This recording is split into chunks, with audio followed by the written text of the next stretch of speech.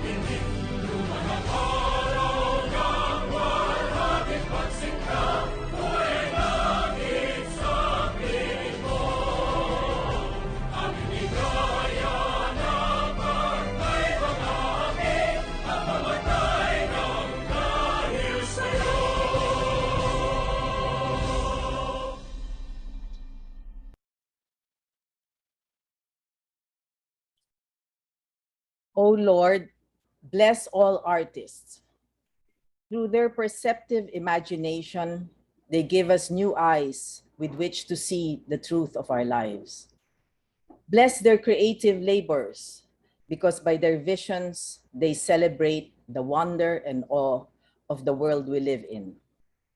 And even though our world now struggles with the burdens of a pandemic, may we come to appreciate that art itself is an expression of hope, a way of turning to God in the midst of strife and uncertainty.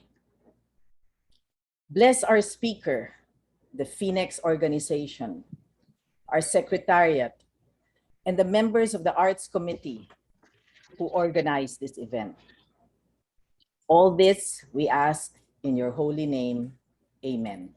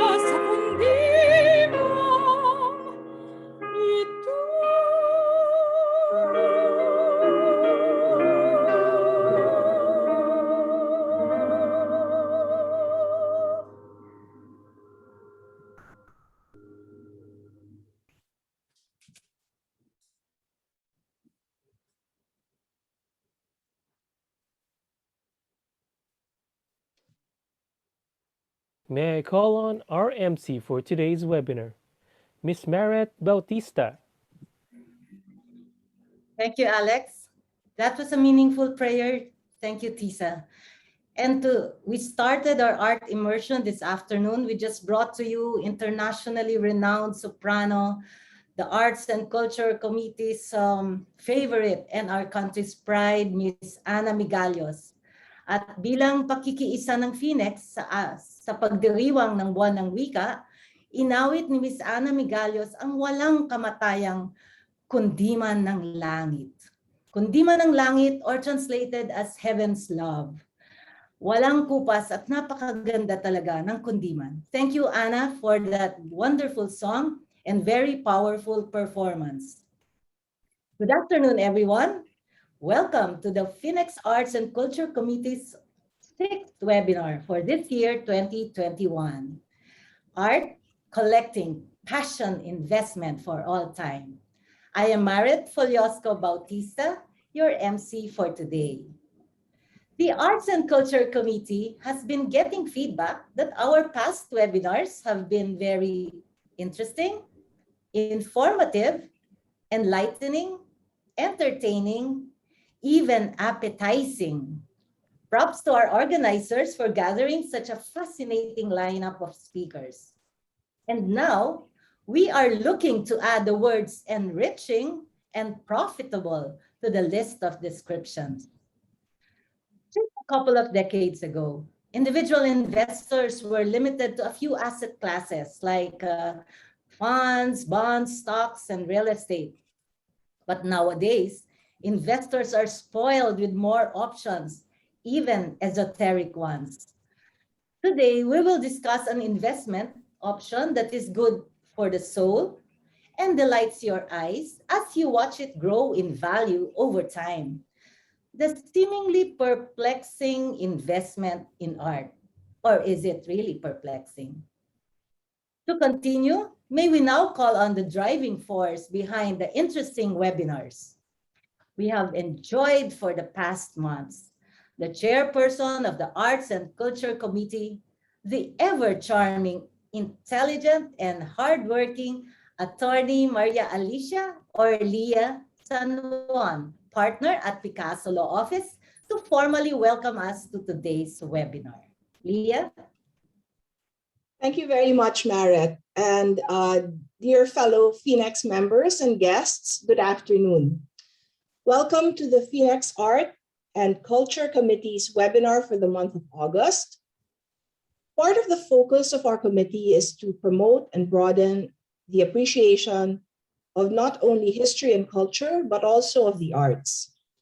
Towards this end, we have endeavored to invite speakers who are able to share their insights and experiences on the chosen topics.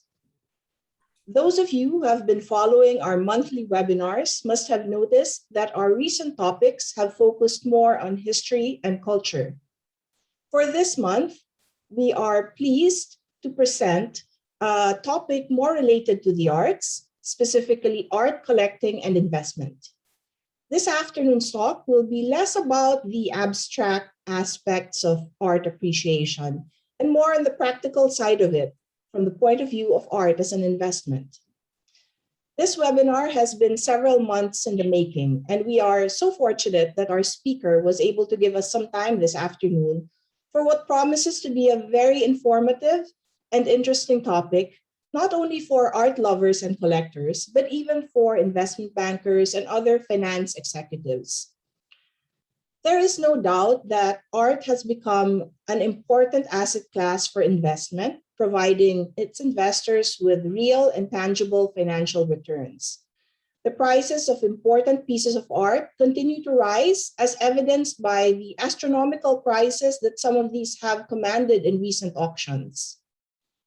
These high prices, which are often published in newspapers, have led to a common misconception that art collection and investment are only for the very rich. When the truth is, today's art market offers a wide array of works, even at more modest price points, allowing novice collectors to test the waters, so to speak, before taking on a more serious art investment. So today we have an expert who will give us some insider tips on how to make a good art investment. I'm sure that we will learn a lot from our speaker today, and I hope all of you will enjoy the talk this afternoon. I would like to thank the members of the Arts and Culture Committee who helped put this webinar together, especially Ms. Malu Cristobal, Mr. Mon Opilencio, and of course, our liaison director, Mr. Domingo Go. Thank you very much for joining us this afternoon. I hope everyone enjoys our talk.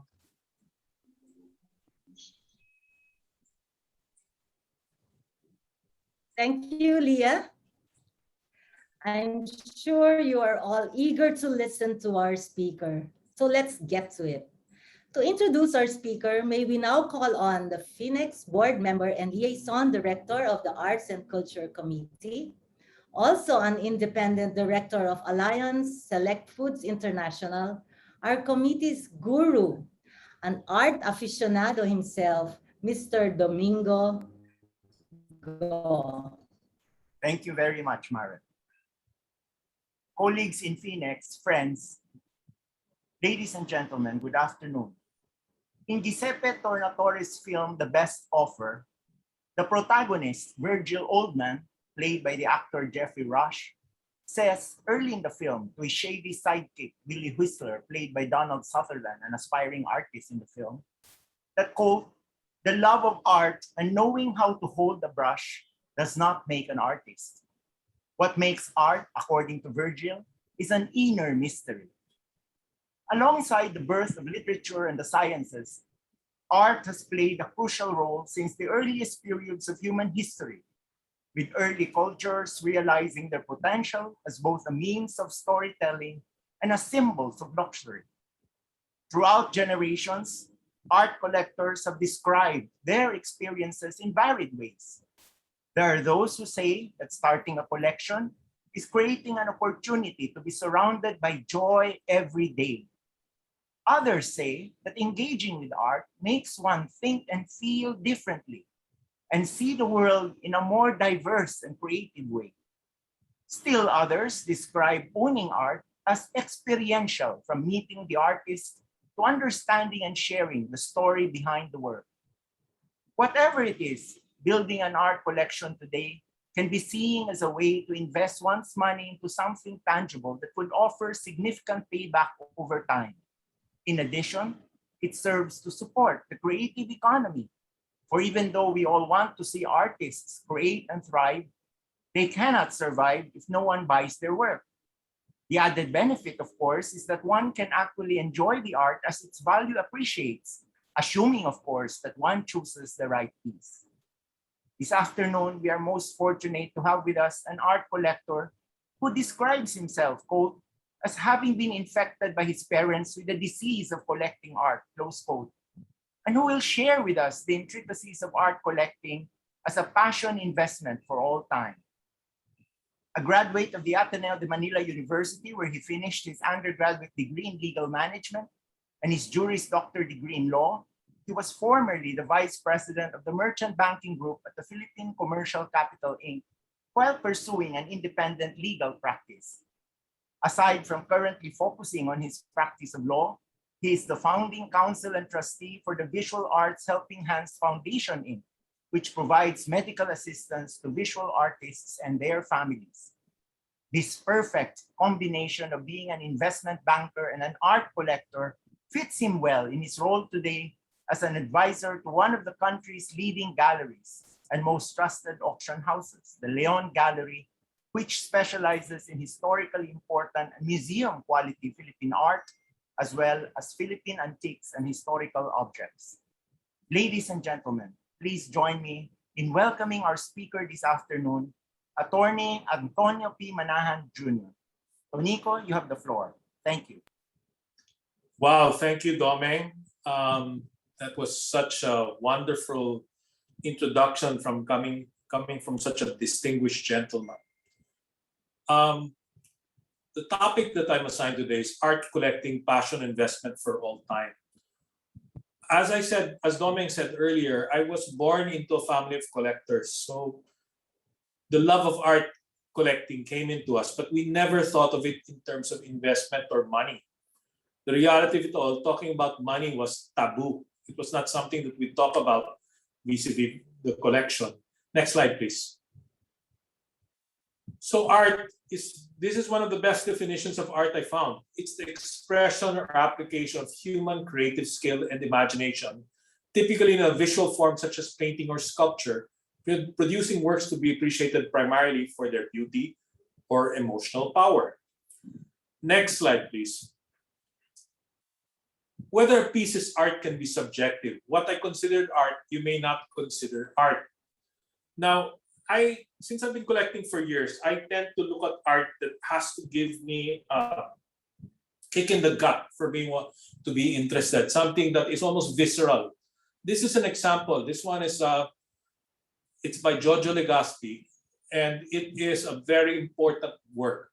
But it's very visceral, and to a lot of people, this would not be considered art because it's too jarring. A lot of people would not hang this on their homes. But for some collectors, this is the kind of art they collect. To give you an insight into this piece, this is actually the lady in the nuptial hour is actually the artist Giorgio Legaspi, and the groom is his ex-boyfriend, who was, I forget his name, but he was Japanese, and eventually committed suicide. So there's a very depressing subtext to this piece, but you cannot deny the fact that it is a viscerally wonderful piece that will evoke emotions.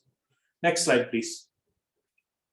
Now, growing up, this is what we would typically think. Most of us Filipinos think of art as a morsolo or botong or whatnot. And this is an outstanding botong called Fruit Vendors from 1936. Later on, I'll be talking about the golden years, and this is within the golden years of Amorsolo also. No, sorry, I mentioned botong earlier. And there are several Amorsolos that we will use. By the way, the paintings, most of the paintings that I'm showing here are part of the catalog for Leon Gallery's Magnificent September auction. I'm lucky to be able to use the images in order to give you an example of several principles about art as investing. Next slide, please. Okay, this is an Edwin Wilwyko. To me, he is one of the most underrated abstract expressionists. Now, when you talk to a lot of people, when they try to embrace abstract expressionism, some of them say, kaya yan ng apo ko. I don't really get it. But I guess I have a bias here because Edwin is a personal friend that I've seen him paint. And this is Scherzo 15 of Schubert. Now, Edwin is someone who, when I watch him paint, loves painting to music. And sometimes the quality of that particular piece is captured within the painting itself. So it is an acquired taste, abstract expressionism, but as you go on this journey of collecting art, you will find that you may acquire that taste, or you may end up solely liking that taste. Now, what has become visual art has really expanded throughout all of the years, and it's all the more apparent in this next piece. Next slide, please. This is not part of the auction. This was something that was auctioned off in 2017. This guy is an artist by the name of Jean-Michel Basquiat, who died when he was 28 years old. And he always is one of those who gets one of the best auction endings. This is called Jim Crow. He goes into social commentary. His style is called neo-expressionism. This one in particular then set a record at 17.1 million in 2017. He's had much higher endings then. The person who consigned this got 125 times his acquisition cost. Now, if I were to look at it first and everything, to me, this is the best visual interpretation of that portion of the fairy tale of the emperor's new clothes, when the child says the emperor is not wearing anything. No? But as you go into the painting more and more, Jim Crow is all about segregation and whatnot, and there is a particular trend throughout the world in international paintings to going along with Black Lives Matter and everything, to appreciate the art of the blacks in particular. In fact, there are some collectors who focus on that. And this is one of the smaller early endings. After that, the endings were at 50 million and above. So the question to you is, when you look at it, is this art to you? It may not be my cup of tea. It may not be the kind of decoration I like or whatever, but there's no doubt that there's something important about this piece. So the question is now, why are people, next slide please, why are people talking about art in monetary terms? When, as I said, when I grew up in the 70s with my parents collecting art, we never talked about money. It was almost bastos to talk about money. Next slide please. The reason is because the papers have been talking about these incredible auction endings. The first one that came into the mind for Filipinos is Juan Luna's Parisian Life, which was auctioned at Christie's Hong Kong in October 2002, hammering at $870,000, or around 46 million pesos. That was bought then by the GSIS, and it was very controversial because at that point in time, no one felt that the painting was worth that much. But what can we say about Juan Luna? We grew up practically venerating him as a national hero. Next slide, please. And then came Ronald Ventura, where in 2011, he broke the $1 million barrier for a contemporary artist, a living contemporary artist, when Grey Ground sold for $46 million in Sotheby's, Hong Kong. This led to a lot of contemporary artists trying to copy Ventura's style, and it led to interest in contemporary art. Before that, people would just go after the usual suspects, but this gained Ventura and several artists' attention. Next slide, please. Now it's one of the most controversial paintings of time, Salvatore Mundi, attributed to Leonardo da Vinci, sold for 2017 for 450.3 million. This led to a 12% increase of Google searches for the phrase investment in art. The reality is this piece was, in less than a decade, went up. It was bought for the tens of thousands of dollars in an estate sale, and it went to be restored, went through several things, and eventually ended up 450.3 million. The issue now is that it seems to be downgraded to School of Leonardo. It's not really accepted whether Leonardo da Vinci actually made this piece. So Leon Gallery has the privilege of hosting the Asian Cultural Council, which is a council that provides scholarships for artists to go abroad. Next slide, please. And one of the first grantees was Jose Hoya. And it was very fitting that in 2018, this particular Hoya's space transfiguration set the local record for Philippine art at 112,128,000 hammer. Now, this is within the golden years of Hoya. And within my collecting life, I recall this being offered around for 8 figures, and only to see it sell at 2018 for 9 figures. And that 8 figures were a low 8 figures. But that just shows you that in a matter of a year, with the proper time and proper place, you can get a maximum value. And this led to more Hoyas getting more attention. Next slide, please. This is reputably Anita Magsaysay's favorite painting. No? It's certainly within her best medium, which is egg tempera. And this was sold during the pandemic for 84 million pesos at the last Asian Cultural Council of Leon Gallery. Next slide, please. This Ronald Ventura painting, May this year, sold for $19 million in Christie's Hong Kong. It's a different style as the previous ones. It's called Party Animal, but it just said that Ventura is still one of the auction kings that we should talk about. Next slide, please. So, with all of this attention, investing in art has increasingly been accepted as a valid alternative class of investments. Investment in art is traditionally called a passion investment with both quantifiable and unquantifiable attributes. What are the unquantifiable attributes? There's prestige. There's the joy of looking at a piece. In one of our art chats the other week, one of the most one of my friends and mentors asked this question: why should I invest in art when in the last 10 years I could have left my money in Apple and Microsoft? Well, one of the top collectors in the Philippines actually answered him in the chat, and I didn't have to answer. And he said, "But you can't hang the stocks of Apple and Microsoft on your wall. Whereas with art, you can hang it and enjoy it." I'm going to go further. With art, if you enjoy the piece, if you like the piece, you still have the piece. But if you're an investor in Kodak, in other things, then definitely it could all disappear. So next slide, please. I wanted to show you this piece because there are HR Ocampos and there are HR Ocampos. To me, this is one of the best samples of an HR Ocampo of this type.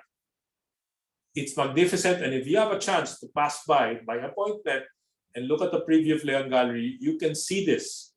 And you will appreciate that owning something like this will give you prestige as the owner of this, will give you psychic income looking at this every day. All the other unquantifiable things come with it. So that's why sometimes they call it passion investing, which I'll go into more later. Next slide, please. Now, in terms of art as an investment, the art market has no correlation to your typical economic figures such as GDP, etc.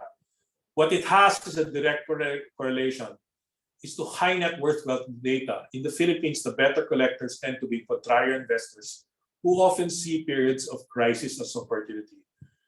If you see the best pieces coming out, all the collectors bring out money that they've been keeping out for some time. And that's been the secret for the staying power of auctions during this time.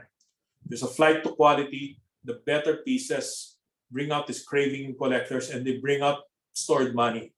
And the reality is most of the collectors are not really someone who's relying on the current economy. They have past savings and they are entrenched in place. Next slide, please.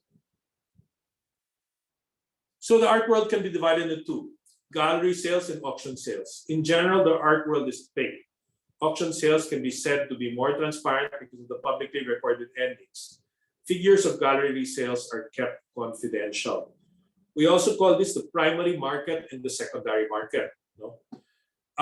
Let's talk about investment banking terms, since that's my former thing. You can think of the art galleries as investment houses who have all the allocations for the IPOs. The difference is the art market is not regulated. So the investment house or the galleries are not directed in how to distribute those IPOs. There's no ESOP, there's no small investors program, there's nothing. So what happens is a lot of them tend to sell to the same usual suspects. That being said, gallery price is often very different from the secondary market price because, as I will explain, auctions, the only thing you need to participate in an auction is money. You don't need connections. You don't have to be among the usual suspects of the galleries. You don't need to kowtow to the auction house head. All you have to do is pay, bid and pay. And that is a major way of skipping the line. You don't have to spend for years kowtowing to gallerists and buying several things. Let's go to the next slide, please. Now, all of us are a microcosm of what is out there. The richest art dealer in the world is Larry Gagosian. Larry Gagosian is a self-made man. In fact, his foray into art started when he was managing a parking area. And he saw a poster shop that seemed to be doing well. And he decided to go into posters, which led him to go into frames and led him to go into contemporary art. And then from there, he has an estimated net worth of $600 million. And I mentioned to you Basquiat earlier, no? The famous artist. Basquiat actually lived with Gagosian for 6 months. For the first 2 months, Basquiat brought along his then girlfriend, and since they didn't have any money to pay Gagosian, the girlfriend acted as the driver for Gagosian. Eventually, the girlfriend got fed up with the drugs of Basquiat and left Basquiat. Now, that girlfriend we know today as Madonna. No? So Basquiat would do all of those sorts of things, like take care. I mean, Gagosian would take care of artists to the extent that he would house them sometimes and do everything. He has an estimated net worth of $600 million. He has had a show here in the Philippines with Leon Gallery, which I will talk about later. But Larry Gagosian is known as the gatekeeper of certain artists. And there's a joke that goes around that a person goes up to Larry Gagosian and he says, now that I've bought 10 paintings from you that I don't like, can I actually buy something that I like? And that is the reality of dealing with the gallerists. While you're gaining favor with the gallerists, you might end up buying a lot of pieces that were recommended to you by the gallerists, but that you personally didn't really like. And I'll talk more about Gagosian and his worldwide relevance later on. So the next question is, if I'm starting out, who do you go to for certain works of art? And I created a slide to show you who in the primary market. Next slide, please. Hello, next slide, please. Okay, these are the sought after contemporary artists with the representatives.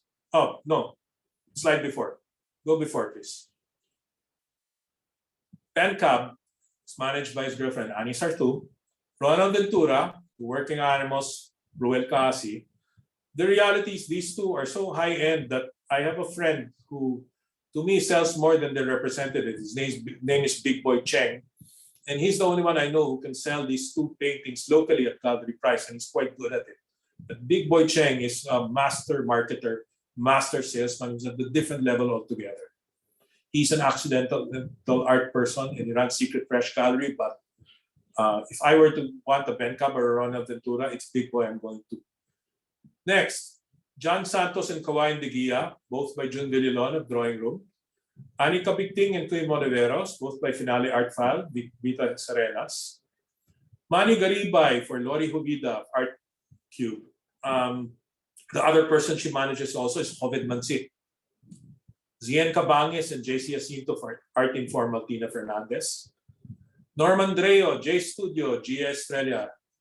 J Studio to me is one of the best places to find young contemporary artists. Mark Aran Reyes, Art Underground, Nico Chatico, Dino Gabito, Metro Gallery, Chitico Meta, and one of my favorite handlers of art is Derek Flores of TF Art Agency. He handles Ana Bautista, Pong Bayog, and Marisa Plat. And these are very important young artists. If you want to know more about specifics of particular artists, whether young or old or passed away, just send me a message. Next slide, please. I wanted to highlight Rodel Tapaya. Rodel is someone that you should probably approach directly, but he, to me, is one of the most important Filipino contemporary artists, and I can say that his style is original, it's not derivative.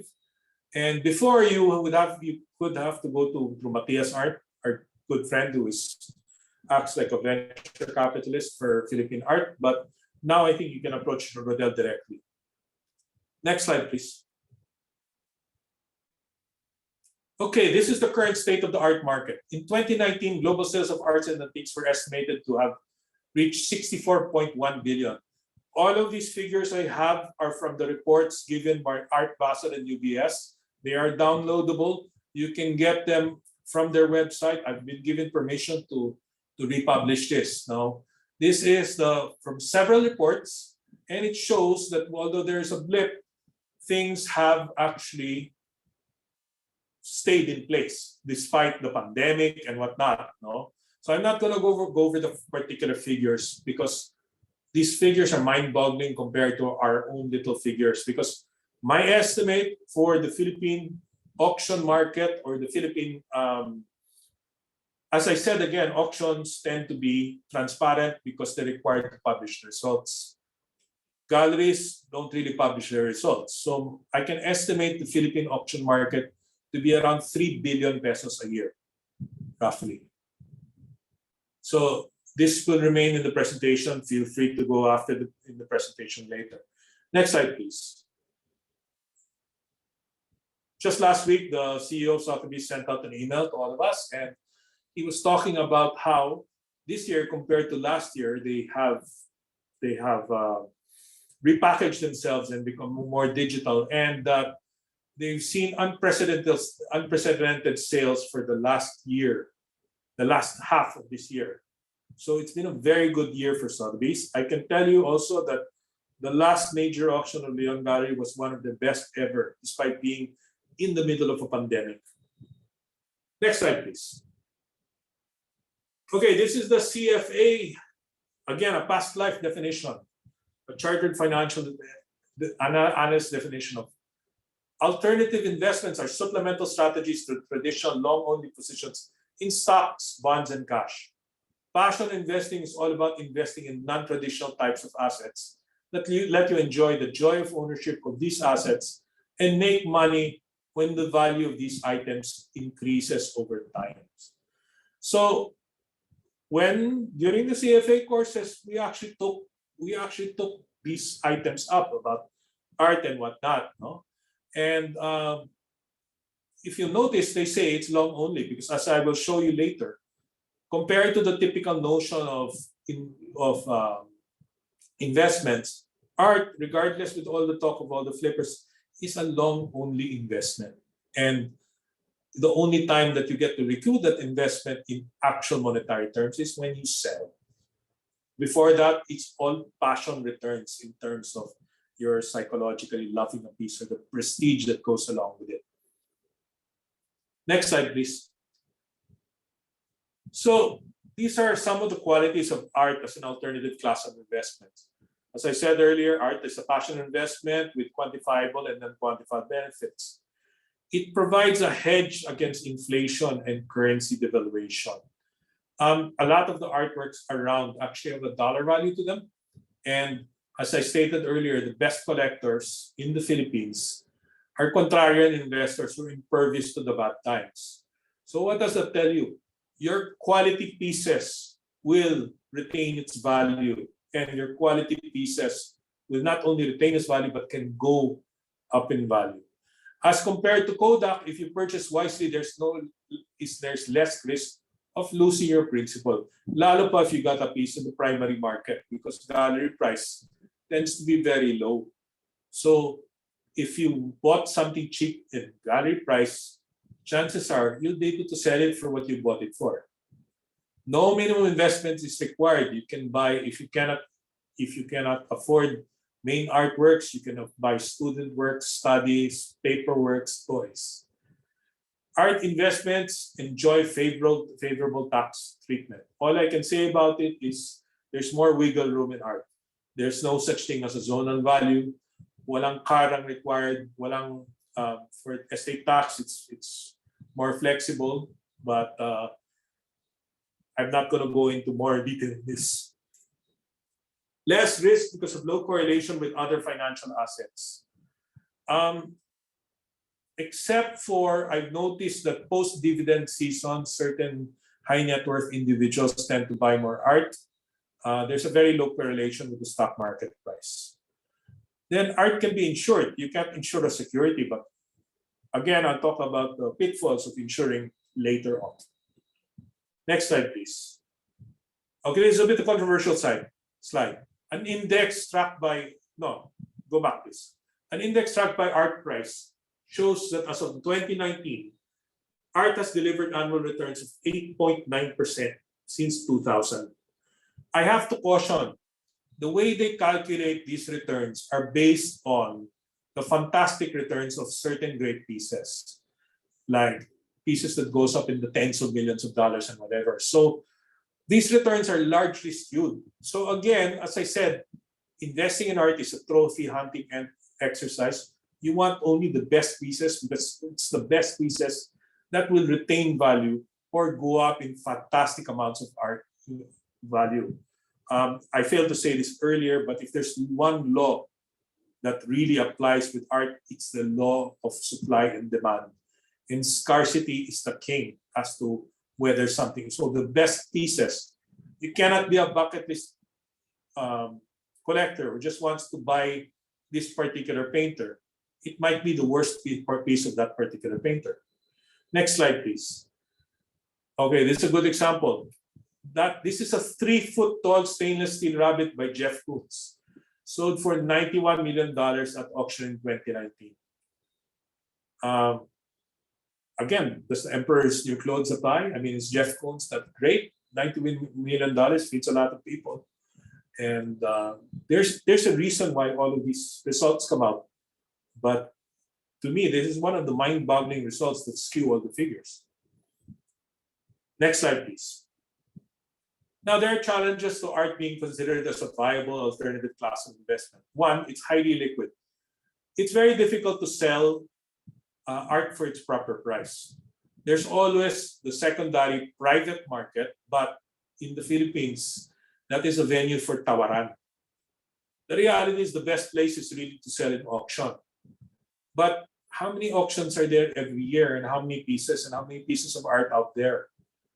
And people like Leon Galdi, for example, only pick the best of the best. So even if how connected you're Jaime Ponce de Leon, if it's not the best of the best, you're not in the main auction. You'll end up in the online auction, which sells also. And some do well in the online auction. There's a lack of cash flows in that unless someone is paying you to exhibit your art, once you own a piece of art, you don't get any cash flows. Even the reproduction of the image or the use of the image, the royalties belong to the artist, not to you. Prevalence of insider trading. You know, as Doming said, I'm a former investment banker. I've been in stocks way before that. And the feel of the art market is it's a really unregulated market. There are people who can push particular prices. There are ways to really push demand, push taste and whatnot. Lack of index of all sales. Why do I say there are indices out there like the Memo says, but they rely solely on auction endings. So you cannot have an index including gallery sales, which abroad is 1/2 of all things. The next, the hidden expenses of maintaining art portfolio. I will discuss in my next slide. Next slide, please.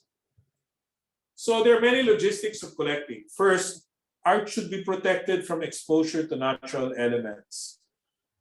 One of my favorite persons in the art scene is Dr. Joven Quanang, who we call Manong.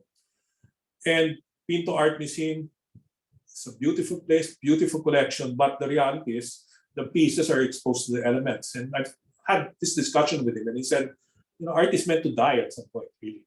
So it's a question of philosophy. But if you want to preserve value, you definitely should not you definitely should not expose it to the elements. So water, sun, heat. And now with the current pandemic, a lot of people have been using UV lamps. There should be no direct exposure to the artwork. Otherwise, it's going to fade over time. Pieces should be kept in dry, well-ventilated areas. This is to prevent amag.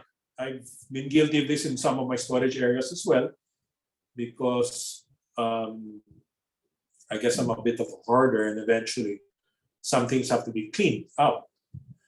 Household help should not clean works. There's several sad stories involving a Zobel, a large manansala that was reputedly wiped clean by because may mancha because of the enterprising maid. No? And not enterprise, more of a hardworking. Think twice before restoring a work.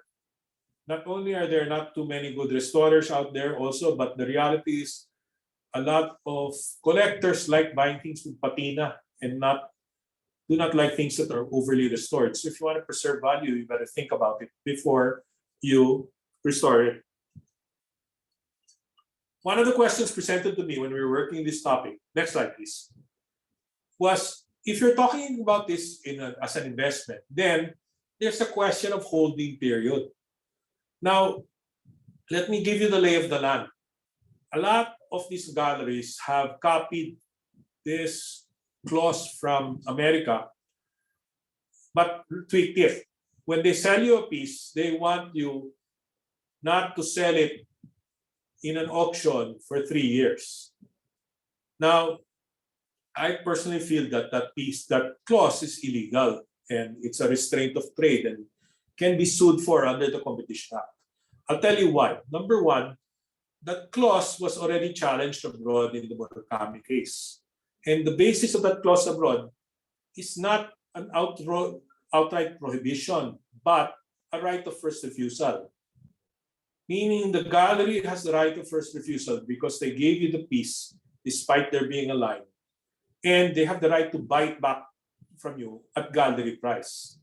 That's not the way it's structured in the Philippines. Okay? So the question is, how do you determine what is the holding period? And why do you, I mean, to me, someone can sell practically whenever he wants because, for example, there are many reasons. One, my wife didn't like it. My feng shui expert didn't like it. It didn't work in the wall that I wanted to put it. And or else, malas yung painting para sa akin, whatever. So what did I do as an experiment? I took the catalog of the current auction, which has a total of 160 pieces, 149 of which are artwork. I took down the holding period that the owners had, assuming that they got it from production and the artists. The average age of the lots is 19.36 years. The most lots in an age group is 41 years. Longest hold period, 151. Shortest holding period, 1. This painting here by Mark Aran Reyes only sold a year ago, but yet it's up for auction already. Now, there's no general rule on when to hold something, but this goes to show you it is definitely not a short-term investment. It's very rare that people get to sell within 1-2 years, and the numbers start picking up at 4 years or so. But even then, the average is 19, and the longer you hold it, the better the values you seem to have, unless an artist gets out of favor, which happens. Sometimes an artist becomes too prolific and then his pieces just end up going down in price. Okay? So next slide, please. I wanted to talk about pitfalls of collecting art in the Philippines. First, there's a bias against portraits. I mean, Downton Abbey is just out on Netflix again, and you see it, there's an episode where they're auctioning off paintings, and the Lord says, "Oh my goodness, he's auctioning off the portrait of his mother." And that's a prevailing thing, especially among women. They say, "Why am I going to have this portrait of a different woman in my house?" The reality is I collect portraits of relatives that I like. Bias against paper. It's very difficult to keep paper in this country because we have a humid environment, but I see this as an opportunity. So I collect paper actually and just keep it in a stable environment. Authenticity. We'll talk about this more in the Q&A, but when there is a lot of money being made and there are a lot of artists who are not making money, then there's a large jump in fakes. And during my collection, during my decades of collecting, I've noticed fakes that were never being faked before. Like I never used to see any fake Zalamedas. In fact, when we started the auctions here, Zalamedas were very low in value, but now they're getting good value and there's like a cottage industry of fake Zalamedas.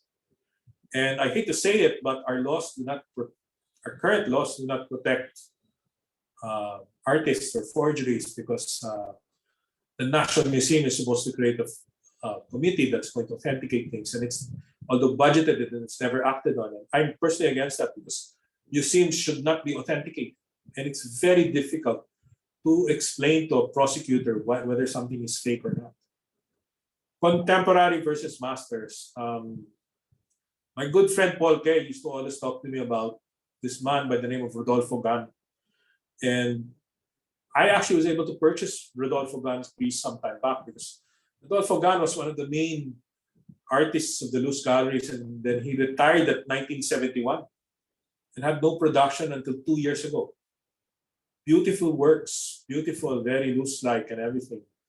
But the reality is, if you're an early collector of this, your pieces would have just stayed in value or no value because he went to work for the family business. And the guy is very talented. He's already old, but his technique is fantastic. So this is the problem when you're collecting contemporary versus masters. There's going to be no question about the title because the artists now will not disavow what they make. But the question is, how long are these people going to persevere in their career? Will they have the collecting base? Are they handled by the proper people? Are they going to change styles? Are they going to there's so many questions that makes you wonder, why am I going to risk it on this guy? The second thing as to masters is the question, is this really the master's work? Is there provenance behind this work, which we'll talk about later? So provenance is documentation of things from the time that it was produced by the artist all the way to you. So you're lucky if you have a book piece, you're lucky if it was featured in exhibits. Lack of market makers. I don't want to talk about this in details, but in other countries, people who invest in artworks tend to protect the value of those artworks in auction.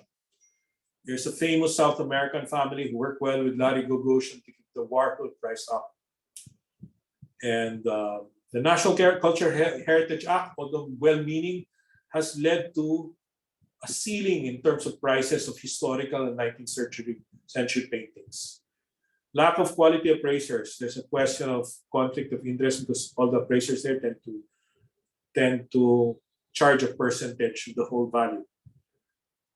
Case studies, and I'll just brush through this fast. Next slide, please. Someone all familiar to you, Lito and his wife, Kim Camacho.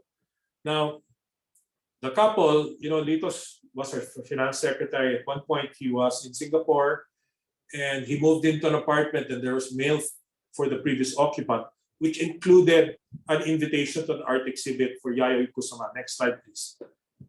So they went to that exhibit, and they bought their first Kusama.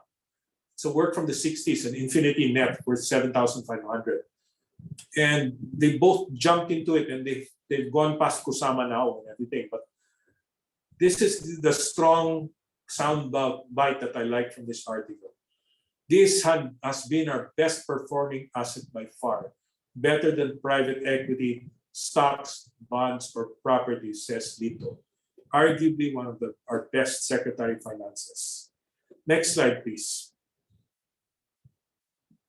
Herb and Dorothy Vogel, there is a film about these two. You can watch them. They were called the Proletarian Art Collectors. He was a mailman, she was working in a library. And from their salaries, they went to every minimalist show in New York and finagled the artists or whatever to part with their pieces. And eventually, before they died, they amassed about 5,000 pieces in this tiny apartment filled with cats, worth in the hundreds of millions, and donated everything. They're probably the best examples of collectors who bought on a budget.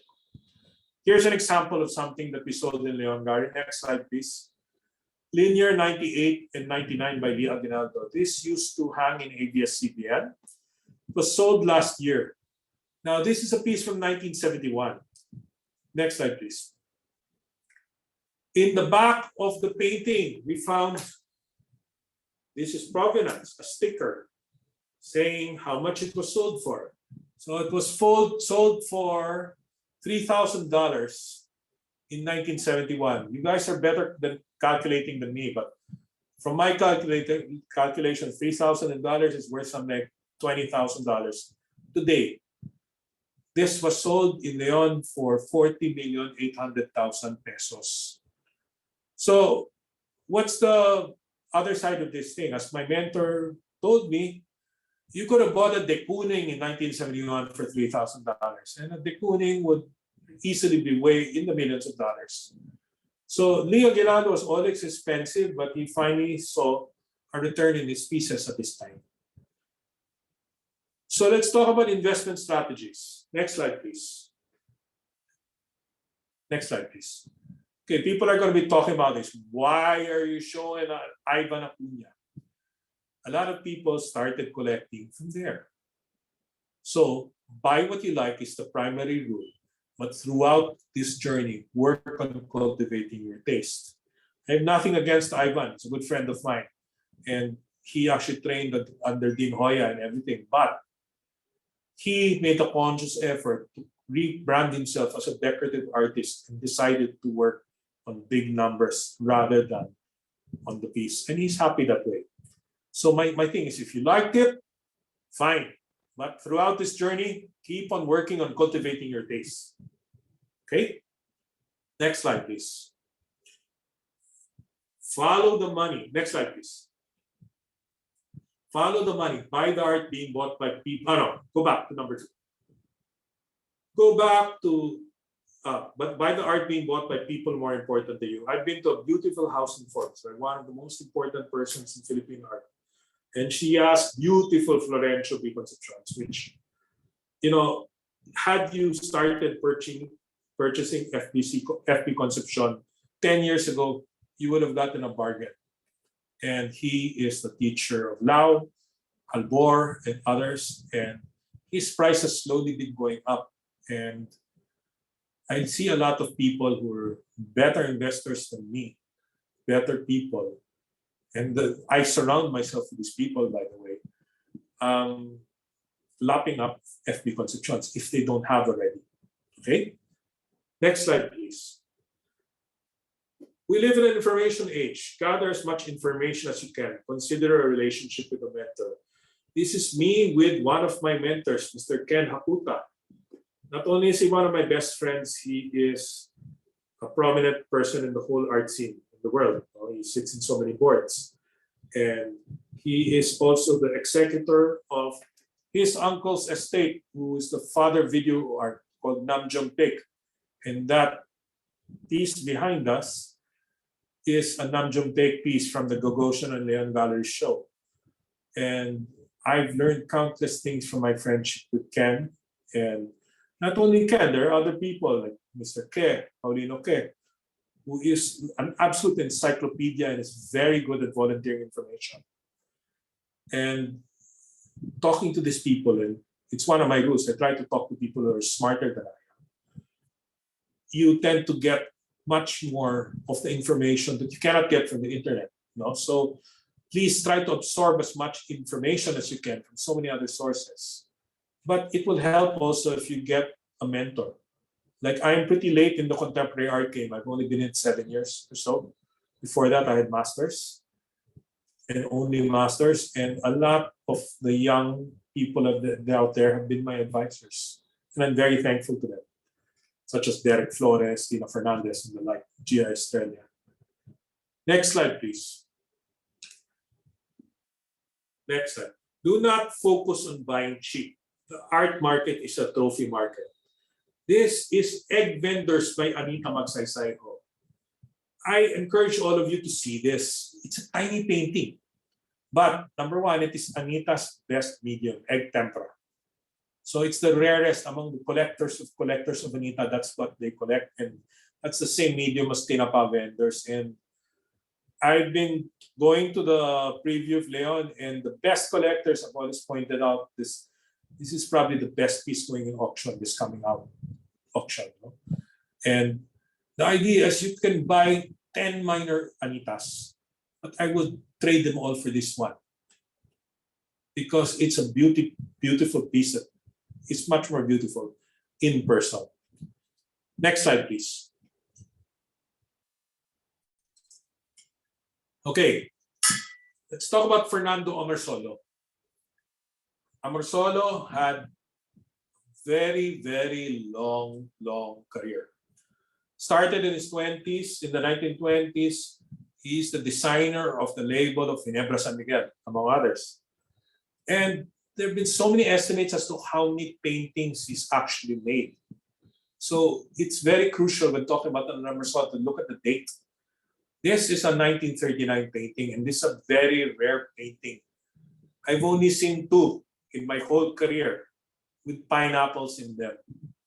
And in particular, the other one, which was owned by Ted Pascual and is now owned by one of the top collectors, who is a friend as well, is a portrait. This is not a portrait. So that's the difference with this one. It's within the golden years. It's nice and small. It's beautiful. And just going back to Marsol in terms of his golden years, you have to look at when did he have assistance? When did he have his eye surgery for the cataract? When did he die? But definitely 1939 falls right in the middle of it. To me, this is a definite buy. Now let's go into this. This is something that is not typical. Next slide, please. So the late Ramon Villegas was one of my mentors and he used to really lecture me about so many things. He said we should look into the student on early works when the artist is still developing the visual voice. This is probably one of the earliest Ben Cabs I've ever seen. It's not, you know, my wife calls Ben Cab sometimes, and sorry, Tito, but sometimes she says that I don't like the Saisaki Waitress series, or I don't like the like this and like that. No? This is from 1964. His first solo show was 66. Mr. Paulino and Hepike have nice pieces from the 60s, and they tell me that this is the particular style of Ben. And academically, this is an important piece in that sense, because it's very rare to see this piece pre-Sabel, no? And this is his 60s style, definitely. So again, if you follow Ramon Villegas, you should buy the early works. Next slide, please. Try to invest in paintings that are personal to the artist or those that are emotionally invested in. Okay, so I've been a lawyer for decades, and one of my first clients was a bank. And the lady president of the bank then was the crush of Manansala. And Manansala would always ask her whether she could paint her in the nude. She refused. So this painting was made for her. It's called Chismis. The artist painted himself as a fish, looking at the boob of the woman who's one of the vendors, who was that banker president who I shall not name. But this is something that if Manansala was alive today, you would not doubt, and this is something that he's emotionally interested in, because the lady patron was one of his muses. And it's stories like this that make another painting more interesting than the others. Next slide, please. Only deal with people with integrity. This is a Juan Luna portrait of a young lady, 1886. I will only buy a Juan Luna if it is well documented or the provenance is set, or lastly, if it's being sold by my friend Jaime to me because he can prove it. And I'm not going to deal with any other people without integrity. To tell you the truth, there have been years that when Luna and Hidalgo's paintings were gaining, I'm talking about decades ago, when they were gaining prominence, that we would see European paintings brought to the Philippines with the signature put in all of a sudden. In some of these cases, we've caught them because they were sold previously in auction houses abroad without a signature. Then all of a sudden, there's a Luna or there's a Hidalgo. So the art world is filled with all sorts of characters. It's very difficult to defend something that's already been defamed, or whether your money's been taken away. Get your money. The law does not protect you. So one of the most important things is you only deal with people with integrity. Okay, next slide. Consider foreign works. This is Jane Lee, one of the darlings of Singapore. You can see her works. This is something for sale in the Leon auction. You can see her works in the National Gallery of Singapore, among others. If you're an early Jane Lee collector, you'd be a very rich person now if you're to sell, because the values of the paintings just keep on going up, up, and up. Now, there is an arbitrage profit within the art world. How? I'll give you an example. Fernando Zobel is both loved in the Philippines and in Spain. But later works of Fernando Zobel tend to do better in Spain because that's what the Spanish market likes. Second, you have to realize that the Philippine market, although for art, although getting bigger, is actually not as big as the purchasing power abroad. So you see other Southeast Asian painters, and you see American painters, black and female painters, getting enormous returns. Like, I don't have a slide now, but you can look at Rashid Johnson, for example, and see the rate of returns on his paintings. I mean, it's something, I mean, I wish the guy well and everything, but he is very, people really look at him now as being evocative of his generation, and he's been seen as the poster boy of all the new black money. So there are some people who even focus on buying only black or buying only female, because these are the undeserved sections in the Western market. And the reality is, we live in an information age. You can easily participate in the auctions abroad. Next slide. If you don't have enough money, consider as an entry level buying art toys. This is an art toy of Zian Cabangis, who's one of the hottest young painters. If you can get one of his paintings, consider buying an art toy. They're much less in value, and it's something there. Next slide, please. This is a Dino Gabito on paper. Dino Gabito, I don't own one. I've been in the line for the longest time. Maybe I'm not important enough, but the reality is, this is a paperwork. So it's a nice entry-level Dino Gabito, but it's a beautiful paperwork. And it's 48 by 36. He's known for shrouds, which are usually selfies of him. Now, this is not a shroud. Well, this is not a shroud with a person inside, but it's a piece of fabric. And if you look at the piece personally, then you'll see all the folds and all the nuances of the fabric. Next slide. One of my favorite artists is Anika Bigting. And this is a nice sized Anika Bigting, where she puts herself as a spectator, or a person as a spectator towards an important artwork. And it's one of the better paintings available of Anika Bigting. And I believe that there's a big upside for Anika Bigting, and it's a beautiful piece. Next slide, please. This is a John Santos. Why am I highlighting this? Because there's a bit of a disconnect, in the sense that the market is very eager for figurative works for John, but John is an established artist who's been placed in the Army Show. He has a work donated by Mr. Hakuta to the Hershore Museum, and he likes doing what he likes now, and he's past the figurative age, but the Philippine local market still has a thirst for his figurative works, and this is a nice, small, wonderful version of it. Next work, please. Fernando Zobel, Pink House. Now, there is a big premium, in my sense, for figurative works of Fernando Zobel, and the provenance of this is wonderful, because this was owned by Don Benedict Legarda, who was one of the personal friends of Mr. Zobel, and I think it's a beautiful work that should be highlighted. Next slide, please. I cannot talk about contemporary art without talking about Elmer Berlongan, who is someone who captures the Philippine personality in all his pieces. And this piece in particular talks about, although it's 2014, when you look at it, it's a plantito in this time. So I'm not one of those who's been blessed by being in the line for Emo. He's a year younger than me and everything, but this is a nice piece that is evocative of what is out there in Philippine contemporary. Finally, I'm going to show you, next slide please, one of the better Amarsolos, because again, Amarsola had over 20,000 pieces. This is a later work, but it's a beautiful team of lavanderas, and I always look for the water and the lighting elements of Amarsolo, and I find that this is a very beautiful piece that shows this off. Next slide. Okay, we're going to have the Q&A. This is one of my contemporary pieces that I've consigned in the auction. It's Arnica Ancantillado. She's famous for animals, and this is a nice entry-level piece to have. I'm just, for the purpose of transparency, I'm saying that I own this piece and I consigned it, but I have a major upside for Ancantillado as far as I'm concerned.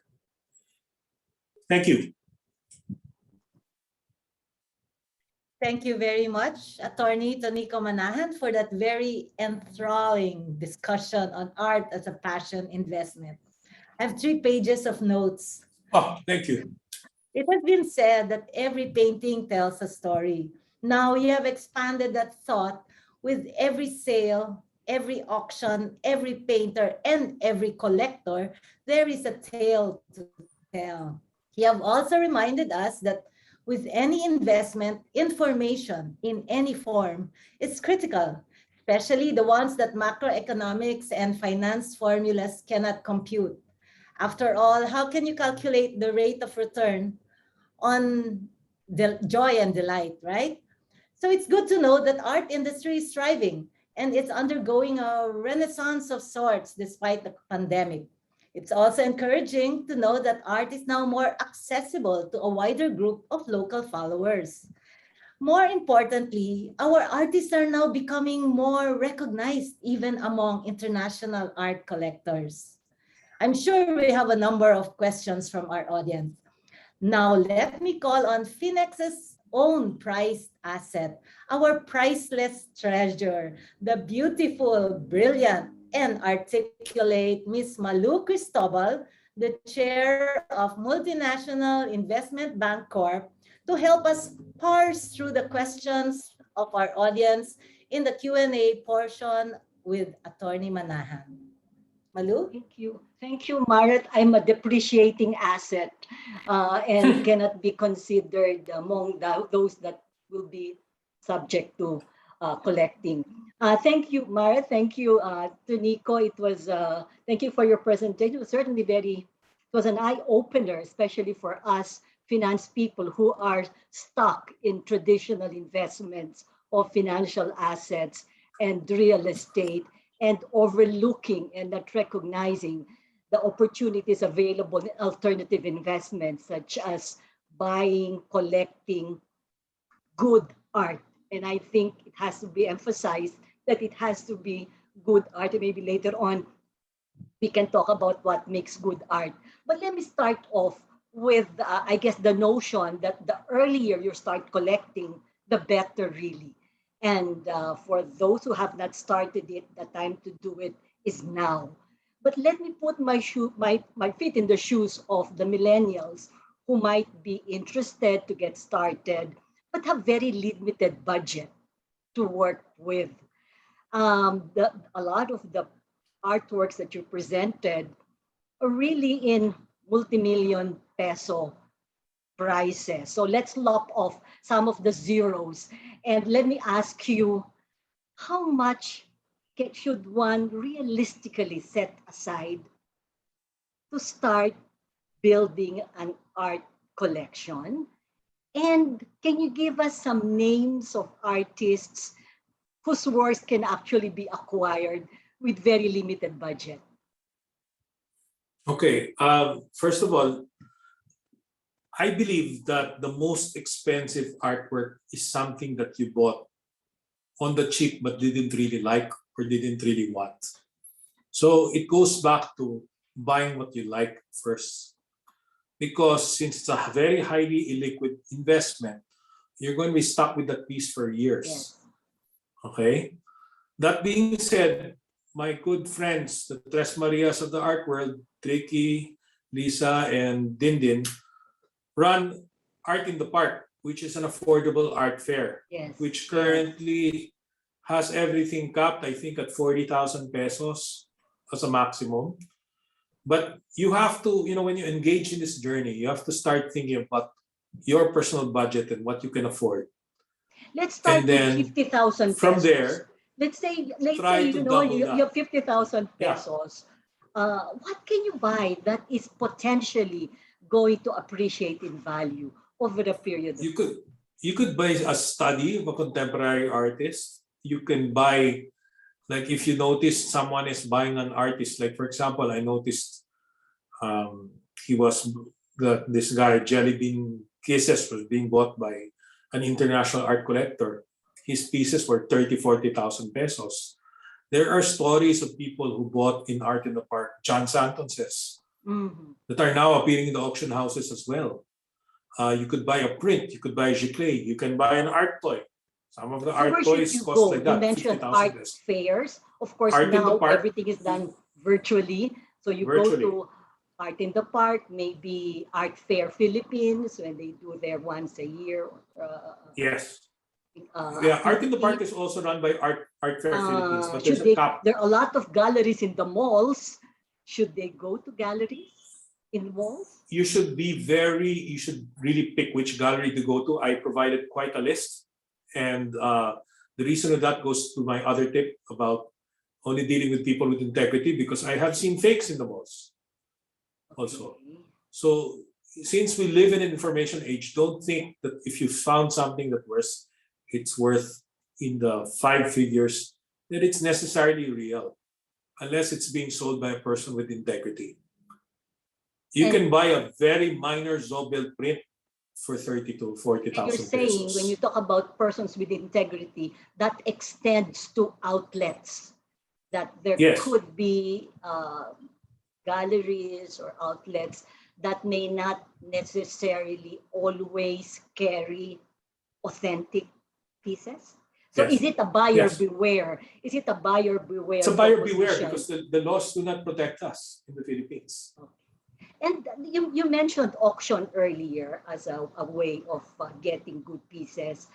Some people assume or conclude or remark that auctions tend to drive prices of artworks beyond what their real worth or value may be. What's your reaction to that?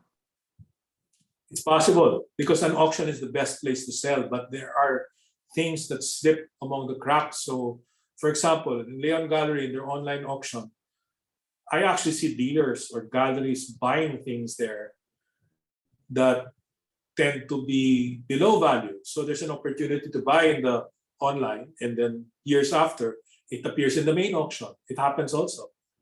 Because since we live in a pandemic, a lot of these things are forced to go virtual.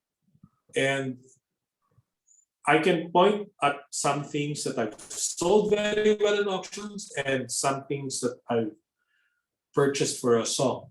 Like I purchased some contemporary works at 1/2 of gallery price.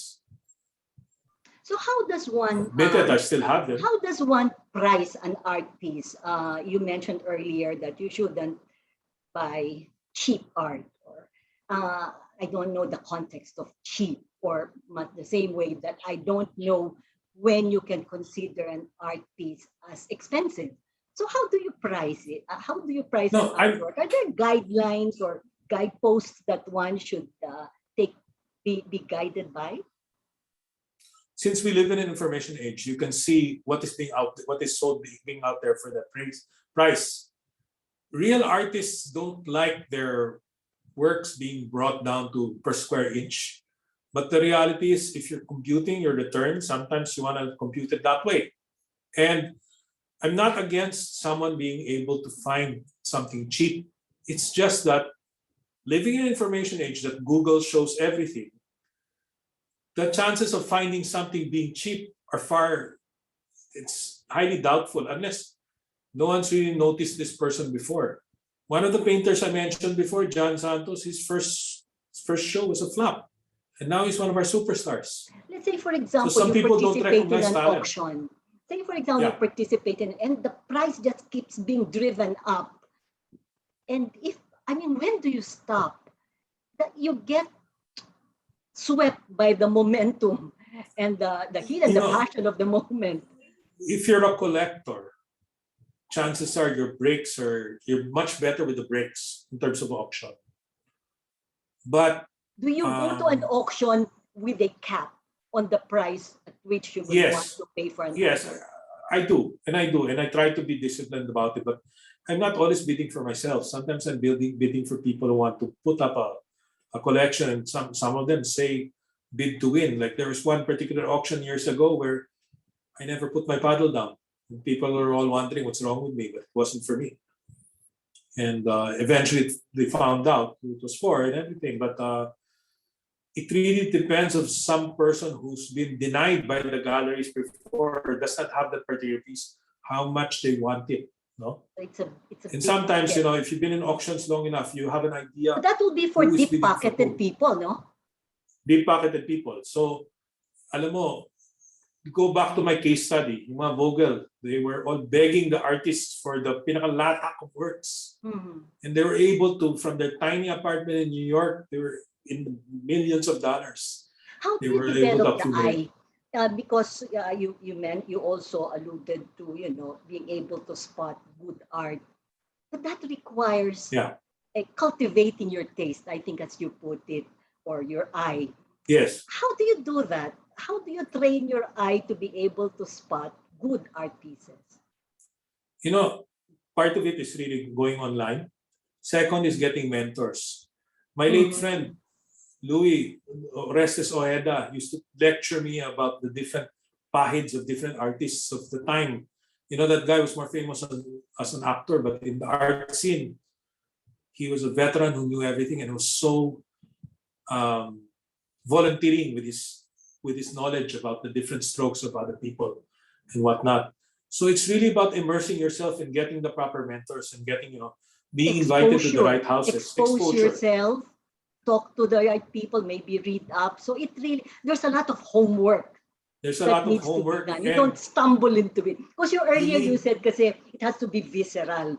But that kind of gut reaction is also driven by a more studied appreciation. Yes. And some of it we don't recognize. Like, for example, Malu, I grew up with collectors. You and I used to work together in deals when I was still an investment banker. Yes. And you know that my boss's office upstairs in the boardroom had such nice pieces. Yes. But so by osmosis kasi Tonico, you had good left and right brain. Kami, isang part lang ng brain. But anyway, let me just segue into something. Osmosis yan, ha? Osmosis yan. Just yes. hanging out with the right people, like my ex-boss. Right. Makita mo yung boardroom, di ba? My ex-clients. Yes. That's how I got my, my early 19th century. You have to hang out with the right people. And you have, this journey is a long journey, Malu. Tonico, you have to be doing this for decades. There's a lot of people, when they talk about art collecting or art investment, they tend to associate it with paintings. But really, the reality is that there are other visual art forms, right? I mean, sculpture, even photography. But as an investment, should you basically stick to paintings, or have you seen equally attractive returns on other visual art forms? In the Philippine market, 90% of it is paintings. In terms of sculpture, there are only a few sculptors who generate enough returns. That's Saprid, among the alive ones, Orlina, Cacnio. Lately, Daniel de la Cruz has been getting good endings. But in general, the sculpture, you're familiar with the oblation, di ba? Yes. So the artist of the oblation, when he died, his family recast, this is Guillermo Tolentino, recast a lot of his works and started producing editions. So the question about sculpture really... But these are numbered editions. No. Dati walang numero yung mga edition. So the point is these people kind of ruined the secondary market for Tolentino. Right now in my office, I have a Tolentino horse that I bought for 30,000 pesos. Okay, let's go to, let me just go very briefly. We do have a few questions in the chat box, but I just need to ask you some questions that I have at the back of my mind. You mentioned earlier authentication of pieces. You mentioned forgery. Our office, we used to collect quite a bit of art as trading assets back in the 70s. But in the 70s, forgery was not a big concern. Exacto. As it is now. Walang forgery. Okay. So let's talk about authenticating pieces for dead artists. Kasi you hear of authentication by asawa ni ganito, or yung kapatid niya, or yung pinsan niya, or yung best friend niya. Who do you really trust to authenticate art pieces, especially of artists who are gone? And okay, Malu, this is going to be a long answer. Huh? Oh, sige. First of all, artists tend to have several families. Okay? Uso pala sa mga artists yun. Yes. And I'll tell you one person who I totally trust as authenticating her father's work, Silvia Marsolo Lasso. Yes. But Silvia although she's the protege of Amersolo, is from the second family. Mm. So her guesses about early work are really connoisseurship from her seeing everything. Okay? But I trust her as a person with integrity. Botong, I'm sorry if you come to me with a certificate, automatically I will think it's fake. Who With is someone the like Botong, arbiter? Who is the arbiter? Who will say that this person who is authenticating these art pieces cannot be trusted? This other person who does authentication of other pieces is trustworthy. Who's the arbiter? first of all, for that? I have high doubts when something is authenticated and it has no previous provenance or no one knew where it came from. So mas I mean- importante yung provenance. Yeah, especially, I mean, just to plug Netflix, there's a show now about the Chinese artist in New York who had this graffiti, whatever, produced Rothkos and whatever. And my friend Ken Hakuta has friends who actually bought those Rothkos for the millions of dollars. And I can tell you, provenance and who you bought it from. So what does provenance include? Whether it came out in a book before, who bought it, whatever. Yes, yes. Manansala, honestly, when we get to Manansala, if we don't know the person who owned it, iikot pa kami sa lahat ng friends of Manansala. I think they Just to get got an them idea. together and created some kind of a organization. Because there was a bad case before that had to be pulled out. That was already in an international auction house. Okay, But, let me ask one. Go ahead, sorry. Yeah, go ahead. Okay, I just have one more question before I go to the chat box. You mentioned earlier about restoration. And obviously, older pieces would have the higher possibility of getting damaged, either by mishandling or ravages of time. It could be pollution, humidity, sunlight, etc. If a work has been restored and it's offered to you, what questions should you be raising about restored work? And how does restoration affect the price of art pieces? It depends on who restored it. That's one. Number So two. You also should know who did the restoration. Who did the restoration? What was done? Because if you go to one of the better restorers now, single thing that is going to be done is documented with pictures. But that price alone for restoration costs almost as much as a good contemporary painting. No? So, if you meet some of the better collectors of the more important works, they know everything. Who are the better restorers? Like, I remember I had a Pineda years ago that had one of the worst restorers at that time. Okay. And automatically, the better collectors didn't want it.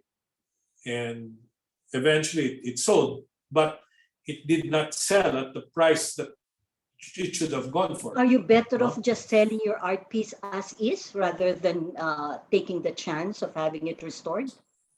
Yes, doesn't the sometimes. restoration enhance the value in multiples over the course? Not necessarily. Of the Some buyers want it with the original patina as much as possible, or done by their restorer. But restoration is different from yung linis, yung cleaning. That's different. Yeah, that's different. Yung Like you just remove the There's one particular client of mine who, when I've sold 19th century, every single time I see the same restorer working after that they bought it from me. Okay. But in general, there are a lot of people who don't want it restored. Leave it. Okay. Leave it.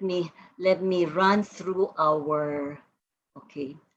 This is a question that I sort of asked you earlier, but let me ask it again. What is the minimum amount for you to join the art investment space?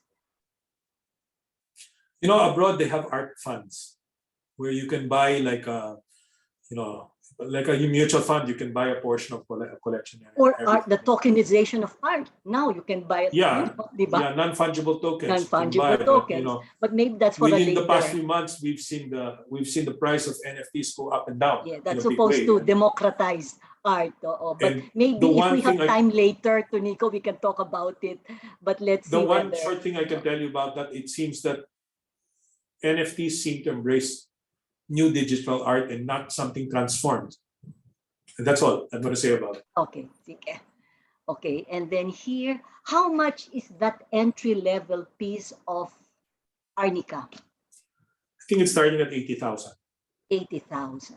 But that's a big piece. That's Edith, 4 by that's from 5. Edith Dichao. So I think Edith is interested to buy one. Now she knows Yeah. how much to set aside for it.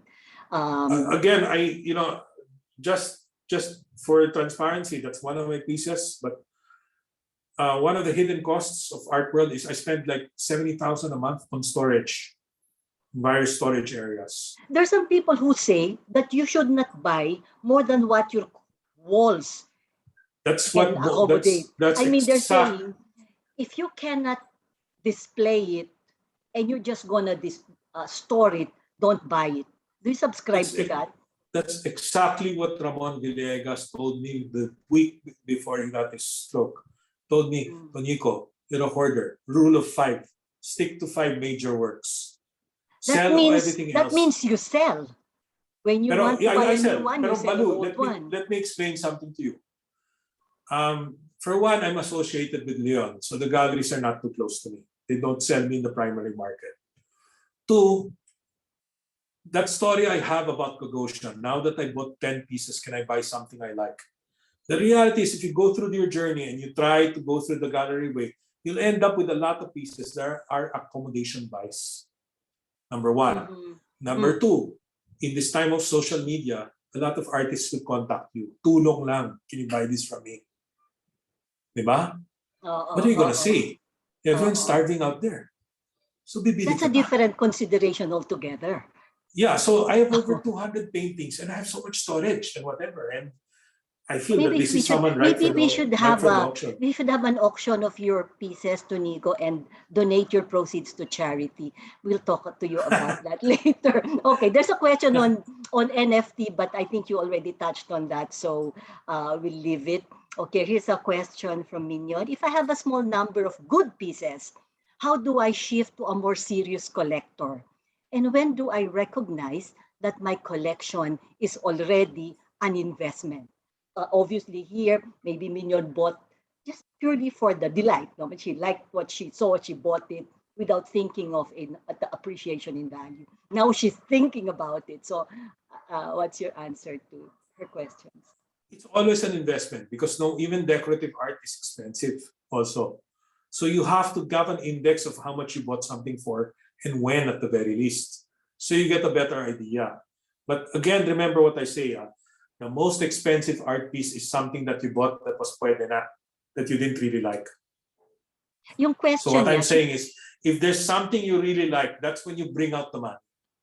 And her because you won't regret that. Her question is, how do just a number of small good pieces, but small number, and she's thinking of shifting to a more serious collector. I guess these are 2 parts. One is, how does she unload her pieces, and how does she buy a more? How does she shift to become a more serious collector? One thing is you have to sell you sell through someone who can sell it for you. Jaime Ponce de Leon has been selling warehouses load of things of all types, decorative So and she whatnot. can put, so in auction, just for everybody's guidance, you don't necessarily, auction houses don't necessarily limit themselves to the big name artists. Let Is me it correct qualify to that. assume that? Let me qualify that. Jaime or Leon Gallery has 4 major auctions that have the best of the best pieces. If my piece is not good enough, it's not even included. I'm the first one who's kicked out because I'm one of his best friends. He also has 4 online that is in the warehouse in La Fuerza compound. So that is online, that is 4 days, 3 to 4 days every quarter. And this is the phenomenon. We see a lot of people shifting from their large houses in Forbes and Dasma and shifting to condos. So they sell everything from furniture, watches, paintings. It's huge. The catalog of the online is almost as thick as So that is possibly that could possibly be the outlet for pieces that may not qualify for auction. The main. Correct. Okay. So that's also an auction, but it's online. It's online. Okay. And, so there are different avenues for liquefying Yes. your investments. So It's just much more difficult to do it in a private sales thing because it becomes a tawaran exercise.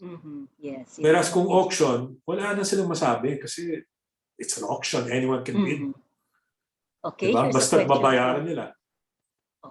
But there is a fee charged by the auction house, right? It's standard. There's 11.2% inclusive of that. So the buyer The has buyer also pays the tack buyer's on- premium. Okay, all right. Yeah. This is from Bobby Borromeo. Who are the artists who can be considered for mother and child pieces with reasonable prices? Baka gustong bumili ni Bobby. No, he Mother wants a and mother and child. child portrait, or he wants just a mother and child. Maybe just a mother and child. Well, the one who loved Representation. doing mother and child before was Hoya, but it's not the kind of Hoya that makes a lot of money. So you can buy it on the cheap. I remember visiting Mrs. Baldovino before. She was selling me a mother and child for 50,000. Now, minimum of that's 300 already. So the reality is, if it's a commission, then go to any of the young artists. But for mother and child, I would think it's Hoya. Maybe So the Zalameda. thing to do if to buy is what you do is go to select galleries, take a look at the catalog of the auction houses, or participate in art fairs. I guess though, and if there's a trustworthy seller, and you could do bilateral. But as you even said, the websites of the auction house of Leon in particular has all the prices and a lot of the details. And if you can't find the prices there, they are on this international website called Invaluable. the So you can see the prices, endings there. the hammer price of let's say Leon Gallery, these are available to the public. Yes. So for reference why purposes, you Yes. can go back to the hammer price and compare it, Yes. say, with whatever it is that you're trying to buy elsewhere. You can find it all online. Okay. It's a requirement by law. There's another question here, also by Bobby.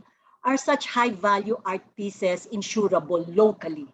And Yes. if I may add to that, what is the cost of the insurance? Okay. One of the top art insurers in the world is here. It's called Willis. They insure most of the things, and it's done by Malayan. Some of my friends have tried and whatever, but Willis, being such a good insurer, looks into things like humidity control, temperature control, lots of aspects. Otherwise, they're going to deny your insurance. Now, so if it's in your house and you don't have centrally air-conditioned house, then they're going to tell you to put some. It depends also on the level that you insure. Now, a lot of my friends use PGA because they have less questions and it's self-declaration. Now, let me go back to storage now. That's one of my issues in storage. The local storage houses out there are not really for art. So there's a cap on the insurance on how much they will insure what you store. Crown, I know, is creating an art storage facility, but it was set back by the pandemic. but you cannot appreciate if it's in storage. Okay, I need to wrap this up in a few minutes. Let me just very quickly run through a few more of the questions. Short and sweet answer to Nico. Okay, from Edith, offhand, who are your bet in the new and upcoming artists? Those who are not selling their pieces in millions yet. Again, Ana just a Bautista. few names. Ana Bautista. Ana Very young Bautista. artist, Where do featured you find artist Ana Bautista's work? from Derek Flores. From Pong Derek. Bayo. Where do you find I've been Derek collecting. Flores? Look for him online. Okay, Or contact look me. him online. Give me 3 names. Ana Bautista. Ana Bautista, Pong Bayog, and I cannot deny that the hottest artist now is this guy by the name of Mark Aaron Reyes, but he's already in the millions. I mean, That's the guy with the 1-year holding period. Okay. So if you're talking about tens of thousands, you'd only go for the likes of Ana Bautista. Pong Bayog is already in the hundreds of thousands. A lot of art is expensive now. So tens of thousands, si Ana Bautista lang yan. Tonico will think of a few more names and will get back to us with the list after this session. Okay, very quickly, another question from Edith. Do you have non-Filipino artists in your collection? Your 200 paintings, are they all Filipino artists? Yes or no? No, I started as a comic artist. I have a lot of comic art, and I have I have some foreign art. Okay. And then here's from Jesus Arellano. What's the basis for the minimum amount placed for an auction piece? And how much premium should you put when you place your bid? It depends on the auction house, because a lot of, Leon is still selling well. Some other houses have unsold things. That piece is largely determined by Jaime. So who And I leave sets it the up to price? you. Who sets we call it reserve price or? Okay, I am suspicious or superstitious about reserves.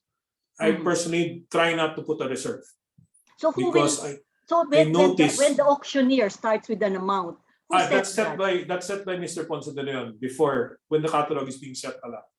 Yeah, who sets it? He does. Will the seller tell you, I want to sell it at this price, even if you don't agree? Because he's the seller, will you accept it at his price? Not necessarily. We might turn it down. In fact, we're known to turn down pieces that end up in other it is places. with the price goes through your own vetting. Okay. And we And have then finally, to make the price reasonable to make people want it. okay. One final question, because we need to get Francis on screen, and Marit is already staring at me with her eagle eyes.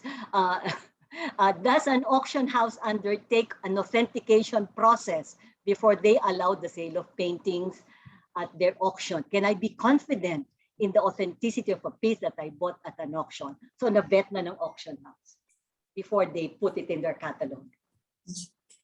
Yes, because they're protecting their reputation, but the reality is, if in all auction houses, if you look at their terms and conditions, they will not warrant authenticity. But Leon has found its way through the years, and if there's any question about the piece, they will just put it out.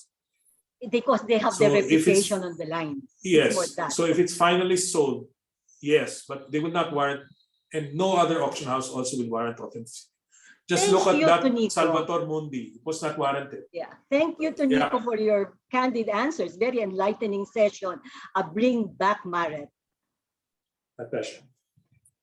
Thank you very much, Malu, for expertly sorting out through the numerous questions from the audience. And to Attorney Tonico, 2 hours is really not enough. Finally, may we call on our legal luminary, the indefatigable Phoenix President and Senior Partner at Accra Law, Attorney Francis Lim, for the closing remarks.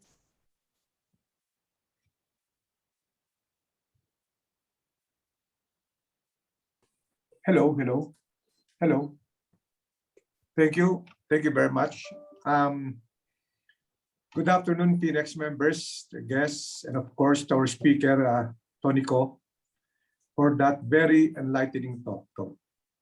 I can relate with what you said because Louis Orestes Ojeda, who recently passed away, taught me how to do my small collection. Unfortunately, he just passed away. And I think you also know his wife, Lori. It's heartening to know that the local art market has remained vibrant despite the pandemic, as enthusiasts continue to invest in quality art pieces. And with the prolonged lockdown, it is also worth noting how the art industry has adopted a more digital mindset. Whether driven by personal enjoyment or financial returns or both, art is increasingly becoming a meaningful component of the asset portfolio of a growing number of Filipinos. Through art galleries, fairs, and auction houses, we look forward to the increased art appreciation and art patronage, including on the part of our millennials, who we hope will develop the discipline of devoting a certain percentage of their disposable income to art investment. Congratulations to the defatigable Arts and Culture Committee led by its chair, Leah, and of course, Domeng, for another successful and interesting webinar talk. And of course, to our staff. And of course, to Malu for ably, for the nth time, moderating a session like this. Thank you to all the participants. We hope to see you in our future webinars and upcoming Phoenix events. Magandang hapon at mabuhay ang Phoenix. Thank you, Attorney Lim. Your closing remarks always leave us the feeling of anticipating the next Phoenix activity. With that, we now end today's webinar. We hope the next time you visit an art gallery or attend an art auction, you can confidently choose a piece that you will truly enjoy and cherish, and perhaps even earn from. And don't forget to tell us your own story. May art continue to nourish and flourish. And stay safe and healthy, everyone. Thanks for joining us. And for those who would like to hear more juicy tidbits of the art world, you might like to stay a bit. And let's see if we can squeeze this out from Attorney Tonico. Have a good long weekend, everyone. Mabuhay. Hello, good afternoon. We will do a picture taking. Okay, we are requesting everyone to open their cameras. Please open your cameras. Okay, we're still waiting for the others. Okay, so we have two windows here because we have many attendees. Okay, I will take the picture of the first window. Okay, ready? 1, 2, 3. Okay, thank you. I will take the picture of the second window. Keep on smiling and keep your cameras open. Okay, ready? 1, 2, 3. Okay, thank you very much. Cool.